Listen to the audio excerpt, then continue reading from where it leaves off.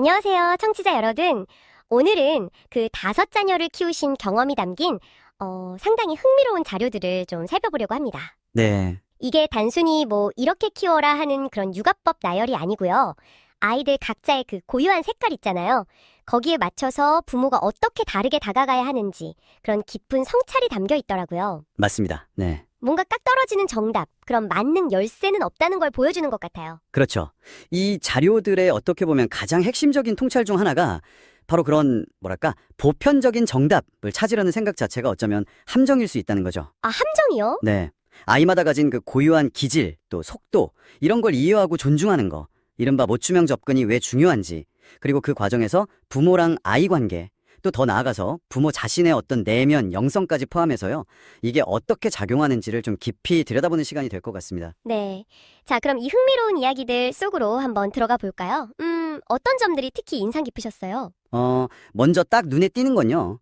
아이들의 다름을 인정하는 데서부터 정말 모든 게 시작된다는 점이에요. 다름을 인정하는 것? 네. 예를 들어서 어떤 아이가 막 경쟁을 즐기고 학습 속도가 빠르다 이럴 때 있잖아요. 근데 중요한 건 왜 그런지를 이해하는 거라고 저자는 계속 강조를 해요. 아, 그 속도 자체가 아니라 왜? 그쵸?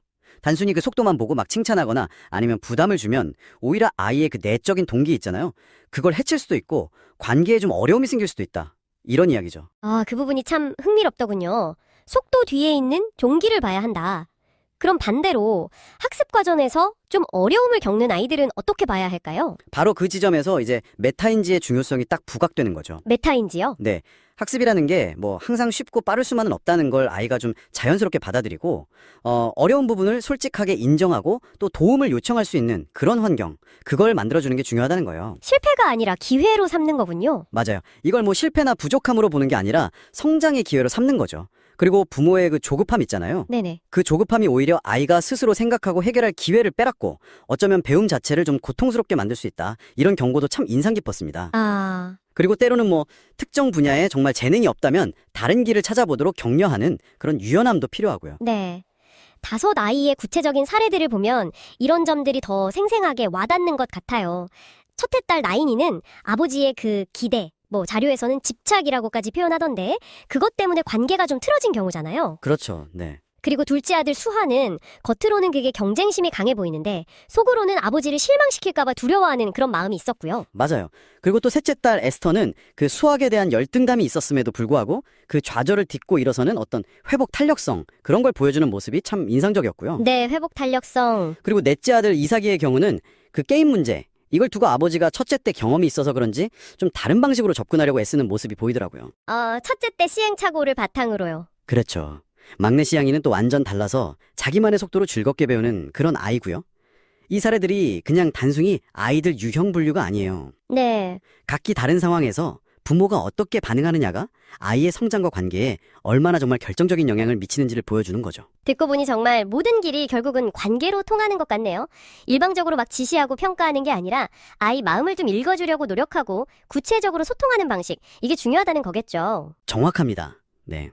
그리고 또 흥미로운 점은 요즘 아이들한테 아주 익숙한 그 게임 있잖아요. 아, 게임이요? 네. 그런 놀이 활동을 통해서도 뭐 감정 조절이라던가 갈등 해결, 또 서로 이해하는 거, 이런 중요한 가치를 배울 기회를 만들 수 있다는 제안이에요. 놀이를 통해서요? 네. 이런 활동 속에서 뭐 삶의 지혜나 아니면 신앙적인 가치관 같은 거를 자연스럽게 녹여낼 수도 있다. 뭐 이런 이야기고요. 반대로 아이가 혼자 노는 것에만 너무 몰두한다면 어쩌면 그게 관계에 어려움이 있다는 신호일 수 있다. 이런 지적도 한번 생각해 볼 만합니다. 아, 혼자 노는 것, 그것도 신호일 수 있군요.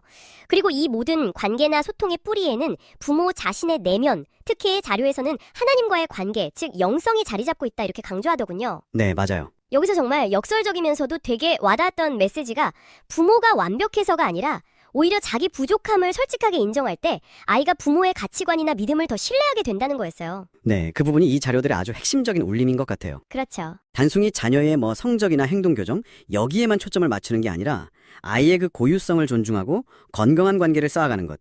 그리고 그 바탕에는 부모 자신의 어떤 안정된 내면 그리고 영성이 중요하다는 거죠. 이게 정말 아이가 온전한 인격체로 자라는데 가장 필요한 자양분이다. 이런 메시지입니다. 네. 오늘 저희가 살펴본 이야기들은 결국 자녀 양육에 있어 정답은 없지만 아이 한 명 한 명에게 맞는 해답을 찾아가는 그 여정 자체가 중요하다는 걸 다시 한번 일깨워주는 것 같습니다. 맞습니다. 아이의 마음에 좀 더 귀 기울이고 기다려주고 또 깊은 유대감을 형성하는 것, 이게 핵심이겠죠? 오늘 이야기 속에서 청취자 여러분은 어떤 부분을 가장 주목하게 되셨나요? 어쩌면 우리 셈의 모든 관계에서 맞춤형 소통이란 과연 무엇일지 잠시 생각해보는 것도 좋겠습니다.